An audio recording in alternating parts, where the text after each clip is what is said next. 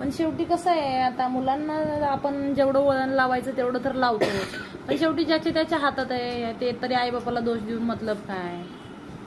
बरोबर आहे, माझा म्हणलं की आपण अनाथ राहतो, बाकी बरोबर. सगळे कसं समजतं तुम्ही मला सांगा. आणि मुली काय कॉलेजला जातात, हा, कॉलेजला जातात. लागली नाही तुम्हाला मशीन. घरकाम नाही, करतात. मुलीचा विचार नाही. तुम्ही घरकाम करता. फॉर्म तुम्ही भरलेला ना.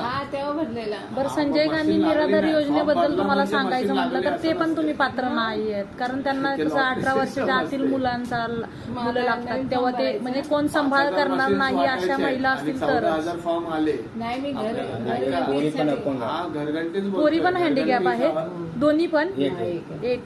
मग तिचा फॉर्म भरलाय का आनंद दिघेंसाठी? नाही पण नाही भरलाय, मग भरून घ्या ना तो योजनेचा लाभ घ्या. इथेच आहे या साहेबांकडे.